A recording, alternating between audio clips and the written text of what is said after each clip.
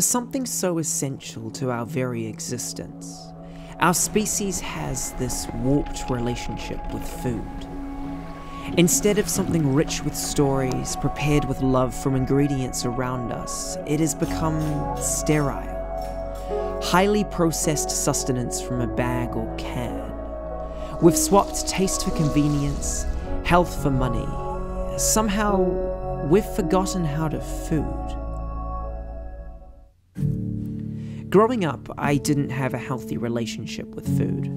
I was the chubby kid who felt no one would ever like him. I ate far too much unhealthy rubbish, as it made me feel better temporarily. But deep down, I felt defeated. I believed there was nothing I could do about how I looked and felt, because I didn't know how. While I loved food, I didn't really have an idea of what a healthy diet was. In high school, I got hooked on energy drinks, downing near a litre of synthetic alertness a day. It became my worst habit, and I began to rely on them to concentrate in class. And like my energy levels, my weight shot up. While I graduated with academic and cultural success, I hated how I looked and felt, how I was always tired. I finally reached a point where I knew I had to make meaningful change. Every day I felt bad, and I wasn't meant to feel bad about me. I needed my relationship to improve, so I decided to learn. Before, food had been a private luxury, a secret I didn't share. Instead, I began to cook with friends and family, learning together how food worked. I refused to accept the idea that boys can't cook, or that our generation is too busy to make our own food. We just aren't valuing it enough. Food became something social, an activity to share that gave it far more meaning. I wish I cooked more with friends, and one of my goals is to make the time. My family got chickens, cut down how much meat we ate, and made an effort to be better with food. When you have an actual connection with where your meal comes from, you tend to value it more. A 10-piece of chicken nuggets seems like far more of a luxury when you know the real cost. And eventually I fell in love with the vegetable aisle. Fresh produce became the base of what I ate, and I felt a million times better for it.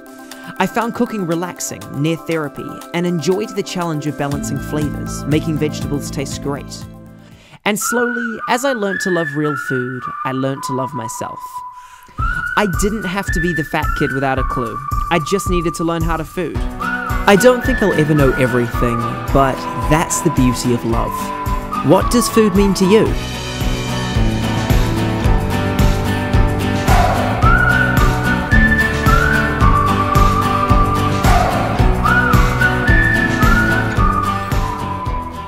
Strategies are required to improve the psychological well-being of our population. And now, we have a growing body of literature suggesting that dietary intake may have the potential to influence psychological well-being. Dietary intake of what? Well, given the strong evidence base for the health benefits of fruits and vegetables, researchers started there. Cross-sectional studies from all over the world support this relationship between happiness and fruit and vegetable intake. Those eating fruits and vegetables each day had a higher likelihood of being classified as very happy, suggesting a strong and positive correlation between fruit and vegetable consumption and happiness, perhaps feelings of optimism too. The largest such study was done in Great Britain, where a dose-response relationship was found between daily servings of fruits and vegetables and both life satisfaction and happiness, meaning more fruits and veggies meant more happiness. People who got up to 7 or 8 servings a day reported the highest life satisfaction and happiness. And these associations remain significant even after controlling for factors such as income, and illness, and exercise, smoking, and body weight, suggesting fruit and vegetable consumption wasn't just acting as a marker for other healthy behaviors. But how could eating plants improve happiness on their own? Well, many fruits and veggies contain higher levels of vitamin C, which is a cofactor in the production of dopamine, the zest for life neurotransmitter.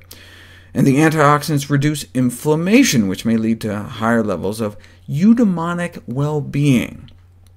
Aristotle's notion of eudaimonia, described as the highest of all human goods, the realization of one's true potential, which was the aim of this study. They wanted to know whether eating fruits and vegetables was associated with other markers of well-being beyond happiness and life satisfaction, like greater eudaimonic well-being, a state of flourishing characterized by feelings of engagement, meaning, and purpose in life. So, a sample of about 400 young adults followed for about 2 weeks, and indeed young adults who ate more fruits and veggies reported higher average eudaimonic well-being, more intense feelings of curiosity, greater creativity. And they could follow this on a day-by-day basis, greater well-being on the days they ate healthier. These findings suggest that fruit and vegetable intake is related to other aspects of human flourishing beyond just feeling happy.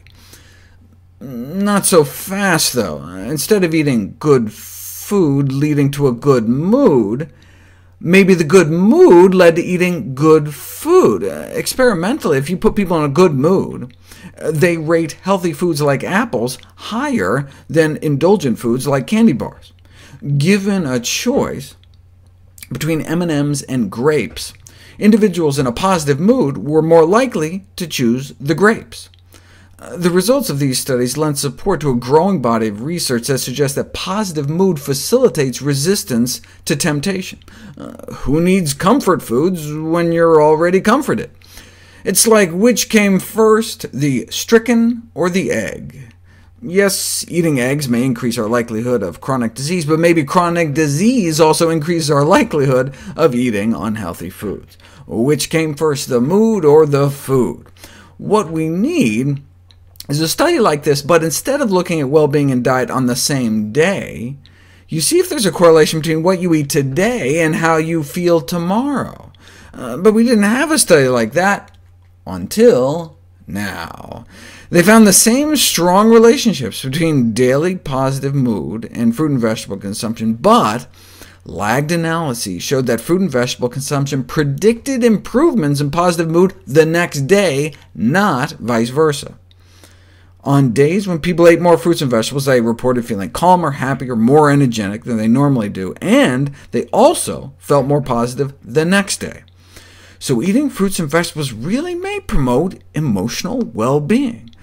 Look, single bouts of exercise can elevate one's mood. Why not the same thing with healthy food?